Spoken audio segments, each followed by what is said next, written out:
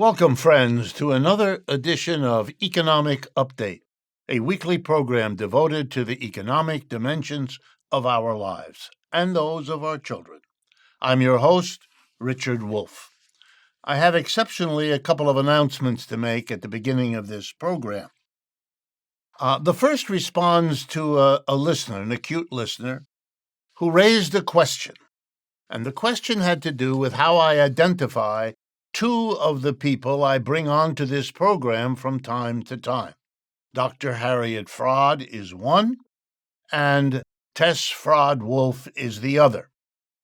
I bring them on for the same reason that I bring on every other guest on this show.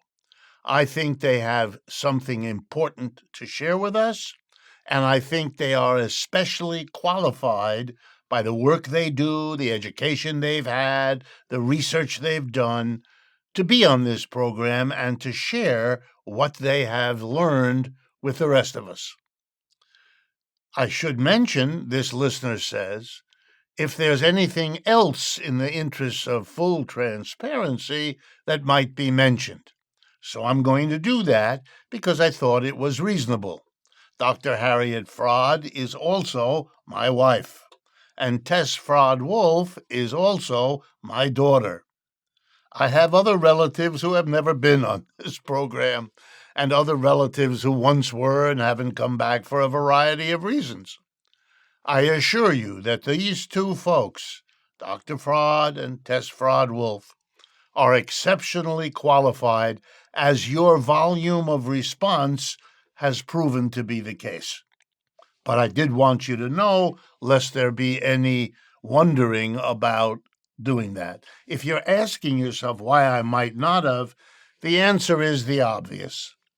To mention that would be perhaps to lead people to think that they're there because they're connected to me personally rather than because of what they have to say. I can assure you that is not the case. As usual, I also want to remind you that Charlie Fabian is available to take your suggestions and proposals. Please contact him at charlie.info438@gmail.com. And another special announcement. I will be speaking together with Kali Akuno, a very well-known advocate for worker co-ops and a leader in Mississippi for the formation of those in Jackson. Kali and I will be speaking in Tulsa, Oklahoma, on Friday, March 7th at 6 p.m.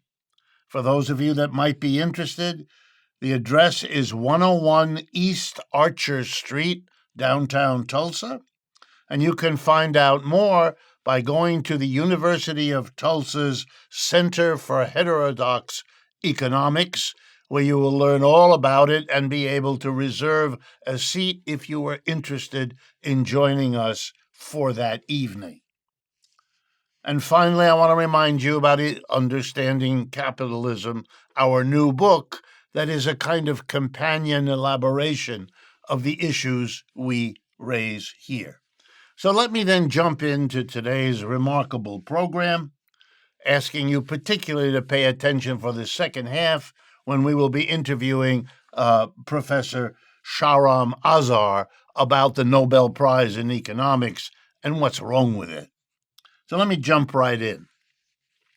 I'm going to begin with a story about immigration in Europe. I want to do it because it's very stark what's going on there. It's not reported on, neither in Europe nor in the United States, anywhere near as importantly as it deserves. But most of them all, it's because what's true about Europe is also true about the United States and immigration, and so it's a broadly important topic. Here is the bottom line. Eurostat, the most important producer of economic statistics in and for Europe, has done the research to show us that even if immigration were to continue at the current rate, the population of Europe will decline by 6% compared to what it is today by the end of this century.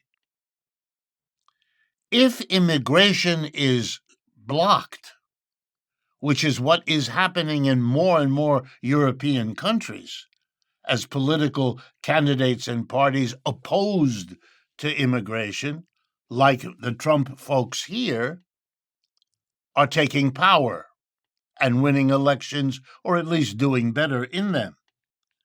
If you were to stop immigration in Europe, the population would fall by over 1/3, from 447 million to 295 million in Europe. Let me give you a rough idea of what this cataclysm means. Old people in Europe, who are now 21% of the population, and by the end of the century will be 32% if you allow immigration, 36%, over a third if you don't. Those people can only pick up the pensions that have been guaranteed to them if they are replaced in the workplace by young people who work and put money into the pension system to pay for the money the old people take out. You are threatening the future of old people, who are at least a third of your population by the end of this century, if you don't find a way either to increase immigration or to make your people produce more children at a time when they have no indication they want to do that. Mass anti-immigration activity is self-defeating for Europe. You are undercutting your own possibilities of economic well-being. You need young people to replace your aging population. You're not producing them intrinsically by your own native population. So you either immigrate, bring people in, or you threaten your own economic well-being. There is one country in Europe, one, that bucked the trend over the last 10 years. And instead of pushing immigrants away, deporting some, blocking immigration by others, it did the opposite. It welcomed them. That country is Spain. And Spain has the best economy in Europe today. It is prosperous relative to the rest of Europe, and it is unique because it has brought people in. Think about it, friends. The reason immigrants are being pushed out is because of how the capitalist system brings them in.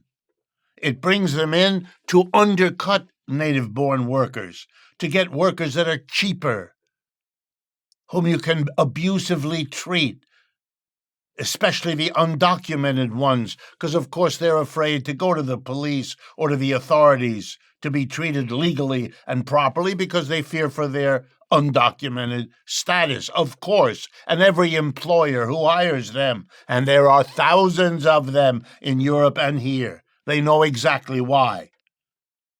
They're profitable. That's a very bad plan. You know why? It makes the native-born workers, the native people, angry and bitter that their jobs are being taken from them, that their housing is being overrun with people who don't have much money. Of course, the logical solution is to plan on your immigrants. Give them jobs after you've taken care of your own people. Make sure that those who come in are not competing with those who are here, that they bring new culture, new patterns, interesting, remarkable ways of learning for the rest of us from different cultures. Don't set them against your own people, because if you do, which is what capitalism normally does, you create enormous tensions and oppositions, which unscrupulous demagogic politicians can take advantage of. Therefore, Alternative für Deutschland. Therefore, Le Pen. Therefore, Donald Trump. Come on. You can see through it. Don't be fooled by it. A socialist alternative that says this is the amount of immigrants we can take because this is the amount for whom we can find jobs, not jobs that they take from people who have them now, not jobs that pay lower than what people get now. No. That we know where that leads. We've been there. We've done that. You need a socialist alternative way. The problem of immigration is not the immigrant. It's the system that brings them in an awful, divisive way. And Spain, just for the record, is run by a government, the number one political party in which is the Socialist Party of Spain. I want to mention quickly the death of a Marxist professor in the United States, Michael Burawoy. He was hit and killed by a hit-and-run driver in Oakland, California. He was a professor of sociology at the University of California in Berkeley. He's one of a very small number of Marxist professors. In sociology, you can be a Marxist and you can get a job, something which in my profession of economics is much, much rarer and much more difficult. Economists are too afraid of an alternative perspective. Socialists are more open. But I want to stress that they are very few. It is a complete fantasy of Mr. Trump and people like him to talk about liberals, Marxists, communists in the university. The truth is the Republicans don't do well in American universities. The Democrats do much better. That's a whole nother story. But Marxist is something that both conservatives and liberals have agreed to keep out of the university virtually 100%. There's a tiny number. Michael Burawoy is interesting because he was one, because he was widely loved as a teacher. There are all kinds of memorials to him. I want to shout out to him. He was a very good professor of sociology. We will miss him. But he stands as a proof that a Marxist can be a really good asset to a university, and it is only the legacy of the Cold War that keeps as many of them out of the university as I know them from my own life and my students' experience here in the United States. In the little bit of time we have left, I want to make a point. This is from an article I read in Mother Jones magazine for January, February 2025. It's about the inflation of meat. Turns out over the last 15 years, food and drink in America rose by 50%. But bacon rose by 100%. And why am I talking about bacon? Because it goes well with eggs, and we all know what has happened to the price of eggs. Now, we are told to believe that the price of eggs has gone crazy because there's a bird flu. Well, unless I don't understand biology, the bird flu can't explain an awful lot about bacon, which doesn't come from birds of any kind, at least as last as I heard from what my education taught me. Mother Jones explains why the price of bacon has gone up almost as much as the price of eggs. Answer: there are only 4 companies left that supply most of the meat in this country. 85% of meat comes from 4 companies. And because they're so important in your food life, here they are. JBS Foods, if you never heard of them, Tyson, which you probably did hear, Cargill, and Marfrig. That's it. These 4 companies control the meat, and they can decide how much there is. And if there isn't more, they can jack up the price, because that's how markets work, because there's not enough supply. And these companies can hold the supply back and tell us that there are problems with the supply chain. Or maybe they'll tell us this bird flu, after all, affects the meat. It's 4 companies dominating. That's the problem. 100 years ago, in 1921, we passed laws in this country to control the concentration in the meat industry. They got around it for the last century. The only interesting question, will they get around it again? We've come to the end of the first half of today's show. Please stay with us. We'll be right back with Professor Shahram Azhar. Before we jump into the second half of today's show, I wanted to thank you for your very generous response to our fundraising efforts this year, and in particular in the last couple of months. And in part responding to that, we are extending the availability of our limited edition, linen-covered, hardcover version of Understanding Capitalism, the book I wrote and that we have been making available now for quite a while. If you are interested, I will be signing copies of that hardcover, and they will be available to you as they have been over the last few weeks. Just simply send an email to us at info@democracyatwork.info and put in the subject line limited edition. We will send you all the information you need to order and receive your copy, signed copy, of Understanding Capitalism in its hardback. And thank you again for your kind attention to the fundraising dimension of what we do. Welcome back, friends, to the second half of today's economic update. I am very proud and happy to bring back to our microphones and our camera Professor Shahram Azhar. He's been a guest before, some of you will remember, but I want him to join with us today to talk about a recent article he published about the Nobel Prize in Economics from last year, a topic that deserves the attention I hope we're going to get and give to it today. To remind you all, Professor Azhar is an associate professor of economics at Bucknell University in Pennsylvania. He teaches political economy, economic development, and digital capitalism. His research explores themes such as class analysis, digital capitalism, and the political economy of South Asia. His work has been published in journals like Rethinking Marxism, South Asia, Journal of South Asian Studies, and the Journal of Human Geography. So first of all, Shahram, I'm going to call you by your first name since we are friends now. Welcome to the program and thanks for your time. Thank you for having me on your show, Rick. As always, it's an honor. So let's start off to just so everybody's on the same page.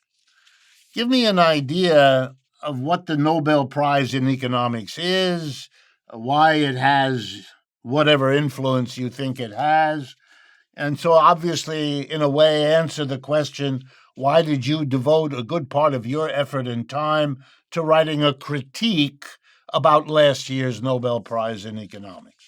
Thank you, Rick.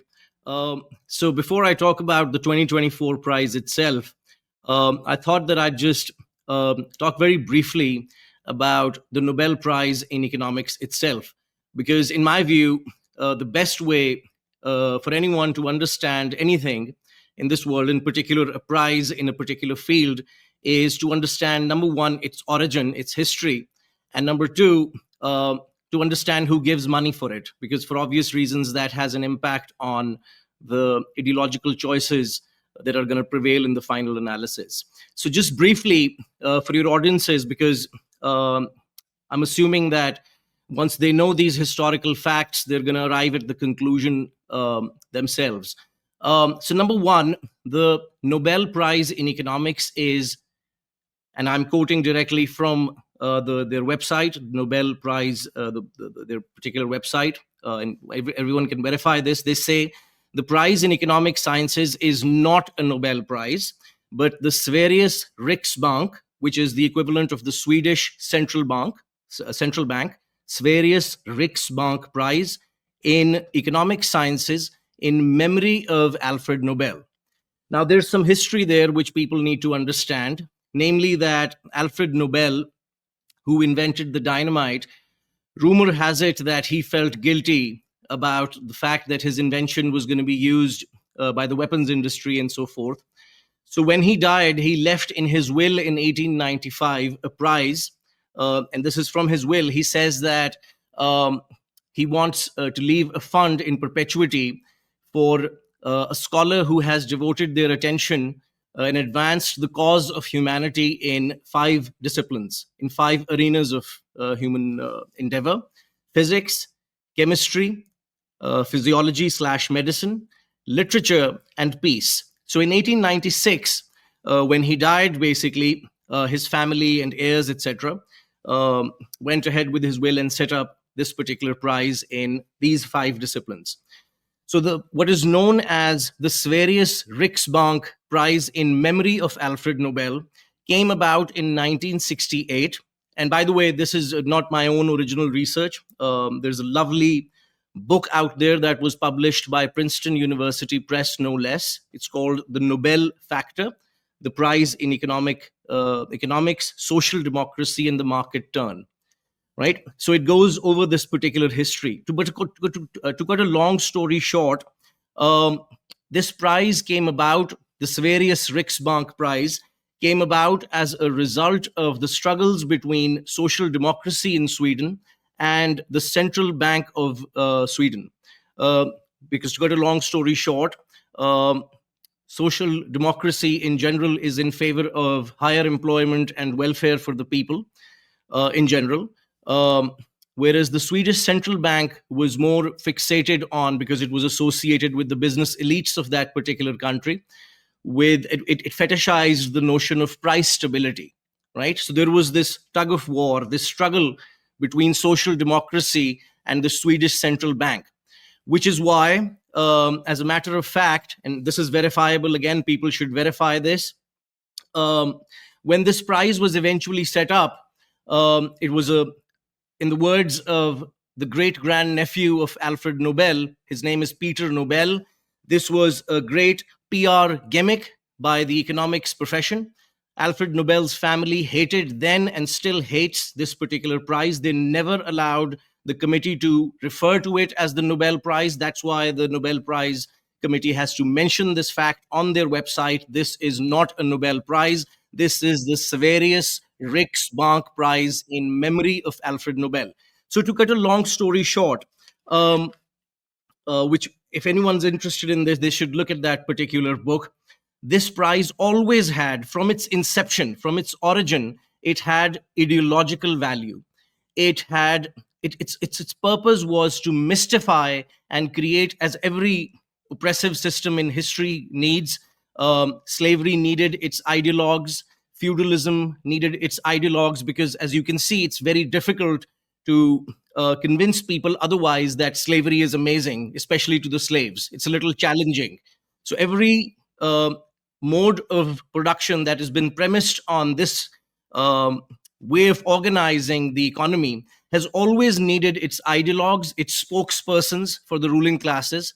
And this prize, from its origin, had that particular aim, which is why, guess what? If you look at the list of recipients, Friedrich Hayek, who, by the way, himself thought that this was a terrible idea.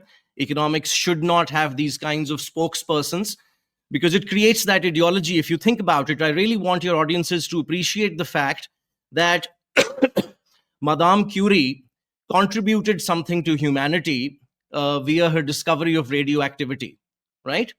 My mom recently survived cancer, so I thank Madame Curie for doing that amazing work. Richard Feynman contributed something to human knowledge and wisdom, or certainly had that kind of, deserves that kind of, Abdus Salam deserves that kind of scholarly celebrity status or whatever.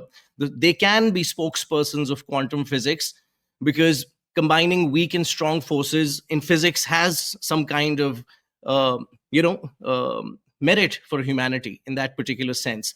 Economics never deserves that kind of, it should not have spokespersons, as Friedrich Hayek himself said.